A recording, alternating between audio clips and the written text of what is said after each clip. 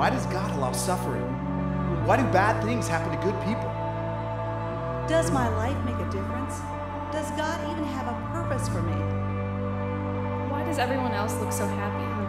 Does God really care about me? Why me? Does anybody love me? Will I go to heaven? Why can't I trust anyone? Why now? When will this pain end? Are you even listening? Why can't I do anything Do right? you even care? Anyone miss me when I'm gone? I believe. Help my unbelief.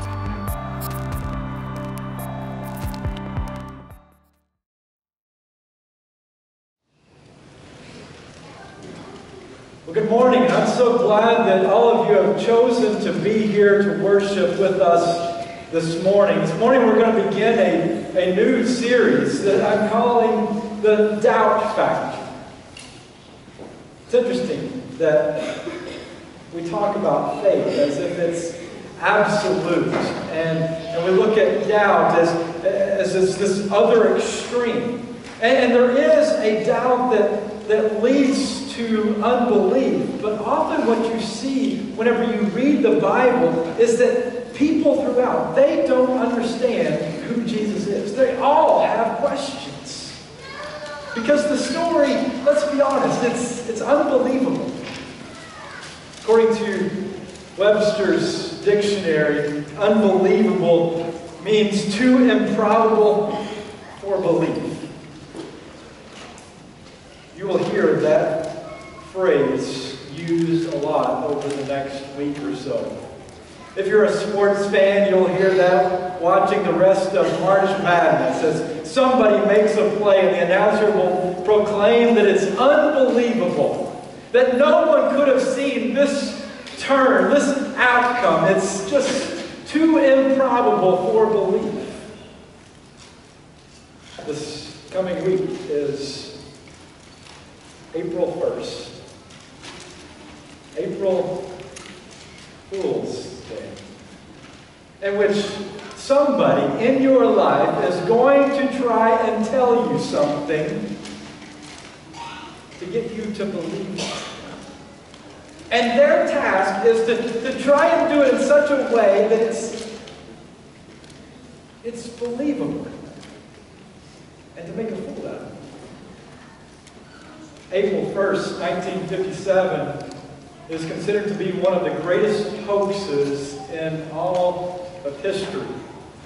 The BBC television show Panorama decided to pull a prank in which they had their distinguished newsman by the name of Richard Dimbleby introduce a segment where they were talking about the amazing spaghetti harvest in the Swiss fields. And they portrayed, they had a newsreel where they had these women out in the fields and they were harvesting the spaghetti crop off of the trees. And everybody believed it because Richard Dimbleby told them. And so husbands and wives got into arguments over whether or not it was real that spaghetti was harvested from trees. The husbands believing the distinguished Richard Dimbleby, and some of the wives, having made spaghetti, were convinced that it came from flour and water. On April 2nd, the BBC was inundated with phone calls trying to settle this argument. And the people answering those phone calls, they quickly gathered a formulaic answer. They told them the way that you produce a spaghetti tree is you take a sprig of spaghetti and put it in a can of spaghetti sauce. And over time, you will have a spaghetti tree. It's just unbelievable. And yet some people believe it. Some people, it seems they kind of chose to set logic aside and just to believe something that is too improbable for belief.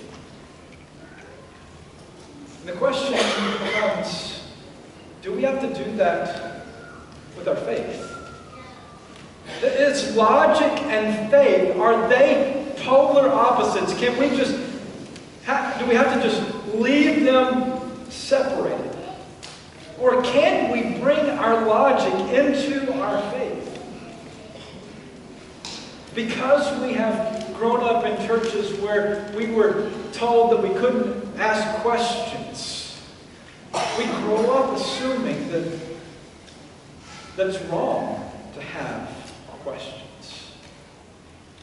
But throughout the Gospels, people are questioning, who is this man? Both the religious leaders, whenever Jesus does something that offends them, they say, who does this guy think he is? So they start to question his authority. And then even Jesus' own followers, whenever he performs some miracle, like calming the storms, they look at one another and they say, who is this man? Everyone has questions. So over the next 6 weeks, we're going to bring these questions out of the dark and bring them into the light and see how Jesus offers us ways to deal with our doubt, because oftentimes our doubt, our questions, they lead us into a deeper kind of faith. And that's the case with the story that we're going to look at this morning. If you have your Bibles, open up to John chapter 20. We're going to look at the story of Thomas. But of course you know that Thomas isn't known as Thomas, is he? We call him what? Doubting Thomas. Now that's a little bit unfair, isn't it? I mean, why is it that Thomas gets that moniker? Why is it that Thomas is known as, and he gets the nickname for his greatest failure? I mean, how would you like it if you were known as wet the bed till it was 15 Willie, or split her pants whenever she's tying her shoes Susie? I mean, we don't want to be known as our greatest failure. So it's a little unfair to give that to Thomas. But yet, he does that. And he is included in this story that John is writing. It's a very selective story. John 20, verse 31, John tells us that Jesus performed many other signs in the presence of his disciples, which are not recorded in this book. Experts estimate that in the Gospel of John, we are told of about 20 to 21 days out of Jesus' 31 years. So this is not a memoir. We don't know very much of what Jesus has done. At best, we have just a glimpse into 21 days of his life. And he tells us, but these are written, that, and read this, the highlighted part, that you may believe. So John is writing this story about Jesus, and he has selected these stories out of everything that Jesus has done, and he selected them for the purpose of creating belief. According to John, what he is writing will stand up to logic. Let's look at the trouble that Thomas has. Verse 24, now Thomas, also known as Didymus, one of the 12, was not with the disciples when Jesus came. So the other disciples told him, we have seen the Lord. But he said to them, unless I see the nail marks in his hands, and put my finger where the nails were, and put my hand into his side, I will not believe. Now here is what Thomas knows. He has seen Jesus crucified. This was publicly. He watched Jesus die, be pronounced dead, and put into a grave. He knows that for a fact. He has experienced that. But now, he has some others that are coming and telling him that Jesus is alive. What Thomas is asking to do is to reconcile what he has seen with what others are reporting to him. And that is a big step for Thomas to take. Because crucifixion is not a new form of death. This was something that he had seen before. And he knows that there is no way around this. That there's no mistaking when somebody dies from crucifixion. Whenever they are proclaimed dead because of crucifixion, they are dead. And there's no coming back. And so he dismisses the report of others based on what he has experienced in life. And before we begin to be too hard on Thomas, let's just admit that we all do the same thing. So while I was writing this sermon this last week, I received a phone call from Marriott, and they told me that my phone number had been selected to win a free night's stay at one of their 5-star hotels. And if I wanted to accept, all I had to do was press the number 1 to speak to a representative that could set this up for me. And you know what I did? You're right, I hung up. Because even though somebody's telling me this, experience has told me that things in life aren't free. And even if they do happen in that way, it doesn't ever happen to me. It might happen to you, but it does not happen to me. It's the same reason that every time you get a piece of mail that says you're a winner, you don't automatically start jumping up in the air. Somebody is reporting to you that this has happened, and yet you say, experience tells me it doesn't happen. Whenever I hear somebody saying that they have received a vision from God, that they have been miraculously healed, they can tell me that. But experience tells me that that doesn't happen. So I dismiss their report based on my experience. That's what Thomas is doing. He's wrestling with the problem that we all face. A missionary family was back in the United States visiting another family in the Midwest. They had some small children that were out playing in the yard. Whenever it came time to eat, the missionary stepped outside the doors and yelled to his children to come in and wash his hands and wash the germs off so that they could eat. And one of his young sons just began to mutter under his breath as he walked past, germs and Jesus, germs and Jesus. All I ever hear is germs and Jesus, and I've never seen either one of them. And this is the dilemma of Thomas.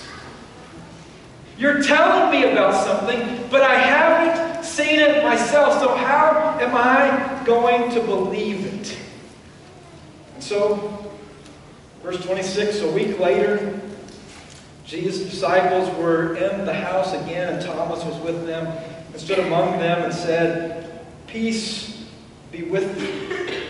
Then he said to Thomas, "Put your finger here, see my hands, reach out your hand and put it into my side.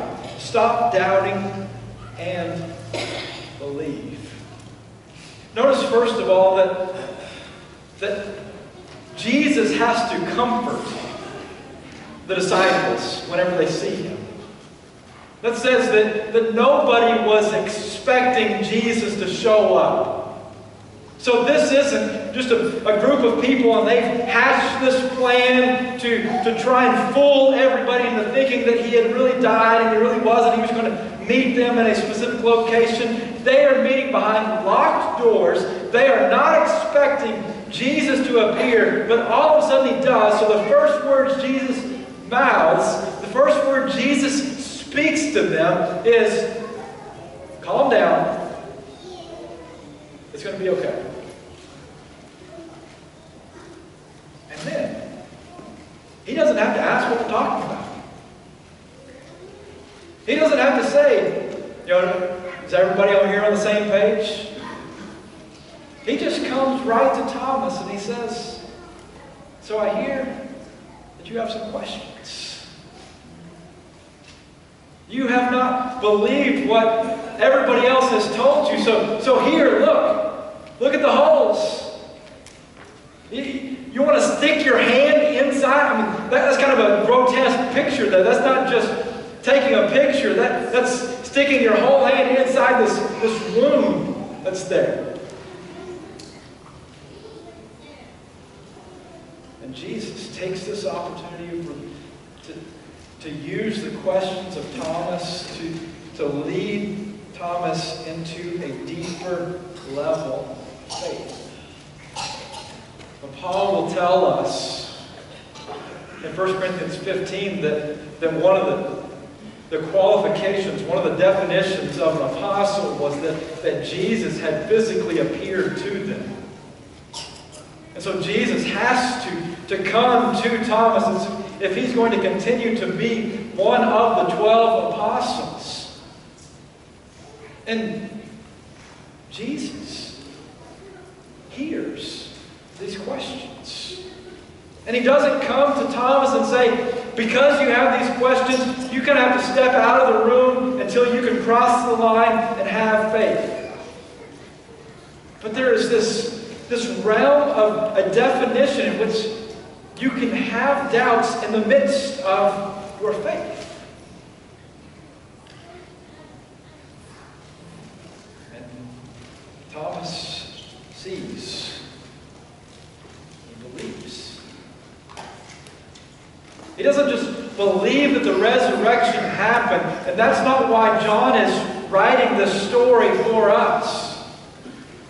He doesn't just want us to believe in some facts. What John is hoping for, what John is praying for as he's telling this story, is that we will believe in Jesus. Look at John 20, verse 31. That this resurrection, that this is evidence, this is a sign for what John is writing about. That these are written that you may believe that Jesus is the Messiah, the Son of God, that by believing you may have life in His name. He is saying that this empty tomb is a proof that what he wrote about from the very beginning of the gospel is true. That in the beginning was the Word, and the Word was with God, and the Word was God.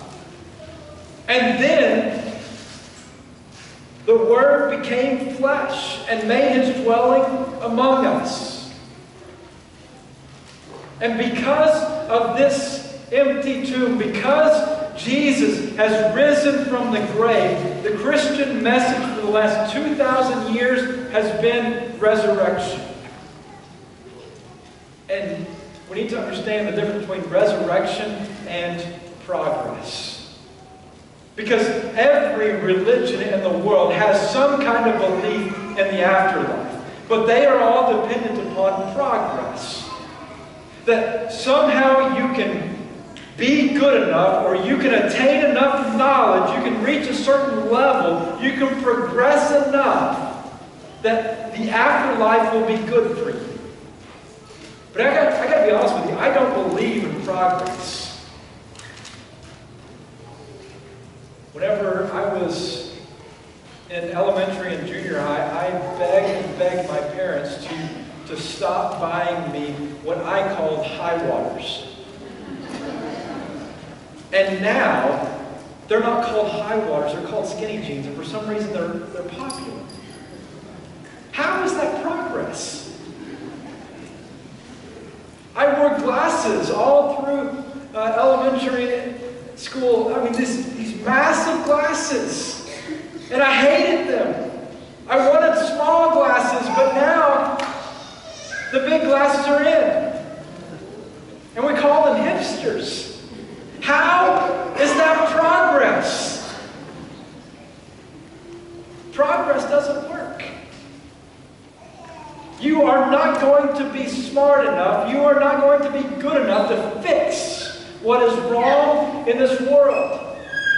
It doesn't matter how long this world continues to exist, we will not gain enough knowledge.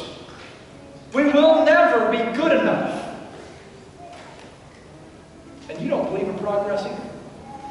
That's why you don't let your kids walk to the grocery store by themselves, or your grandkids. How long has humanity existed and we still look at life and we say, oh, it's so much worse today than it was when I was a kid. That's not progress, folks. Jenny Bazillion,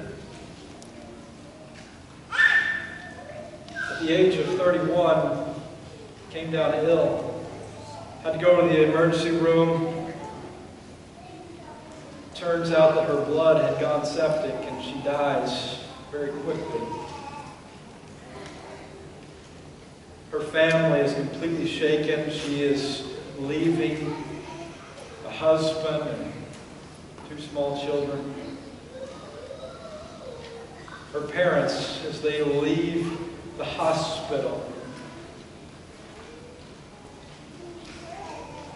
her mother leans over to her father and says, remind me of what we believe.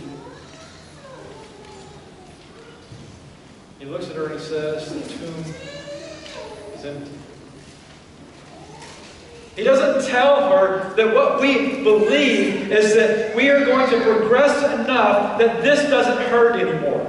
He doesn't tell her what we believe is that one day technology will come into existence where Jenny is going to be alive again. What he tells her is that resurrection is what we believe. That because Jesus came to this world and he died and he conquered death, that this is evidence that he is God. And that God acts in history. That God is pressing the reset button. Everything that is broken, everything that is wrong with the world is being made right. That is the Christian message. And that is why this story of Thomas makes it off the cutting room floor and is included at the apex of the story of Jesus. Because Thomas isn't doubting Thomas. When he's confronted with the resurrection, look at what Thomas says. My Lord and my God. Thomas is the only one in all of John's Gospel to make the claim that Jesus is God.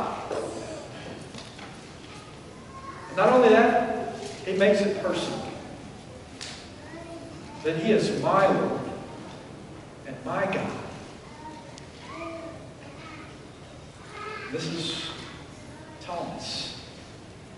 Thomas is not a doubting Thomas. Thomas is not a pessimist. Thomas is a realist. Thomas is the one, whenever Jesus wanted to go to Bethany to raise Lazarus from the dead, Thomas understood that going there meant death. And so he says, we might as well go and die too. A couple of chapters later, whenever Jesus says that he's going to be leaving them, it's Thomas that speaks up. If we're going to follow you, Jesus, we need a little bit more information about where you are going. Thomas represents for us. and those that we hope to share the message with. Those who, on the one hand, life tells them that this can't happen. And yet, they're reading a report. They're listening to you talk. And they're trying to reconcile the two. John offers two suggestions for us in our doubt in this story. The first is to listen to the testimony of others. Jesus looks at Thomas and he says that you believed because you have seen me. Blessed are those who have not seen and yet have believed. That includes all of us. That's the reason that John is writing this gospel, is because the testimony of others matters. A pastor by the name of Kevin Harney desperately wanted to see his brother Jason come to faith in Jesus Christ. And one day, just in exasperation, he looks at his brother Jason. He says, "Jason, do I deserve to be locked up in a straitjacket?" And his brother said, "No, you are one of the most rational, sane people that I know." And Kevin said, "Then either Jesus is real or I am crazy." The testimony of your family members. Those of you that are here just because it's easier just to please a grandparent or a parent and you're wrestling with all these kinds of questions, look at your family member. Are they insane? Do they deserve to be locked up? Because if not, either Jesus is real or they're a liar. That's what Paul says in 1 Corinthians 15. He says that if Christ has not been raised, our preaching is useless, and so is your faith. More than that, we are then found to be false witnesses. We are liars about God. For we have testified about God that He has raised Christ from the dead. The testimony of those who were there, those who saw, those who touched. This does not sound like a story of people that are just trying to make it up. Anytime I make up a story, anytime I add to a story, I'm making myself out to be better than what I am. But they're telling the story, and they are always getting things wrong. They are always on the wrong side of Jesus. It doesn't sound like the story of somebody that's just making things up. And I can point you to people in this room that they have had their lives transformed because of Jesus. And either they're lying, they're insane, or their testimony is something worth considering. Secondly, John tells us to drop our expectations or conditions of what God must do before we believe. Do you notice that Thomas never actually touches Jesus? The one thing that he demanded in order for him to believe was not just that he saw Jesus, but that he put his finger inside the wounds. But whenever he's confronted with the resurrection, that doesn't matter anymore. Because what you will find is that God wants to take you further than what your conditions are. So in John chapter 1, when Jesus is first calling some people to follow him, there's a man named Nathaniel. And he doesn't believe that Jesus is the Messiah because of where he is from, because he has the expectations of who the Messiah is going to be, where he's going to be from. And Jesus doesn't fit the bill. Jesus tells him that I saw you in a specific location, and Jesus had no way of knowing where Nathaniel was and what kind of tree he was sitting under unless he had some kind of divine knowledge. Confronted with that, Nathaniel all of a sudden believes. And Jesus turns to Nathaniel and he says, you believe because I told you I saw you under the fig tree. You will see greater things than these. And that's the problem whenever we put conditions on God, that if God would just heal this person, then I would believe. If God would just answer this prayer, do what I want here, then I wouldn't be able to doubt anymore. I would have faith. The problem with that is what you are wanting is to tame God. You're wanting to control God. So every parent goes through a time with their child where their child wants to live with some other family. Usually it's a kindergarten teacher. That they come home and mom and dad are mean and I just want to go and live with, why can't so-and-so be my mom and dad?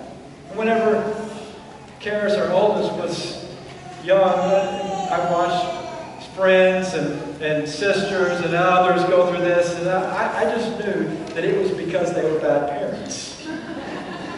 And I'm better than they are, so I wouldn't have it. You can imagine the disappointment whenever Karis comes home and she asks if she can live with Mrs. Garvey. And what Karis wanted, whenever she's asking, whenever your child asks for that, what they are wanting is to be able to control you. They want you to do whatever they want when they want it. But when they get that, what they find is that's not what they need. What they need is not for me to stay home every single day and to be around them, and anytime they ask for something is to give it to them and never leave, never go to work. That's not what my children need. What my children need is someone that they can trust, someone that can provide security for them. And that means that they have to give up control.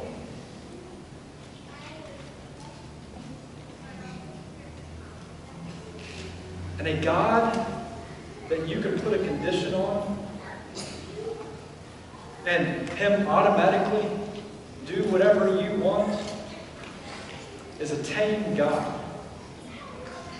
And you may think that you want that, but it's not what's good for you. What is good for you is a God you can trust. A God who is so big that not even death can contain Him. A God that is so big that whenever you're confronted with the resurrection, you look at Him and you say, "My Lord and my God." That is what you need. It's what I need. It's unpredictable because I can't control Him, but it's cool. And if there's anyone here this morning that's been wrestling with those doubts, I pray that in some way what we've talked about this morning can help you bring those doubts, those questions into the light, And maybe this morning you are ready to say, my Lord and my God. We had somebody here Friday evening at our Good Friday service that was willing to do that and was baptized into Christ. And we can do that for you this morning. There's going to be someone here at the front. There's going to be those in the back that maybe you're too embarrassed to come up front. You can go to the back and they won't be looking at you. They won't be paying attention to you. But you can go and speak to someone and they can help you. They can pray with you, help you come to faith. Stop unbelief, but to believe. If you'd like to make that claim this morning, we invite you to come as we stand and worship together.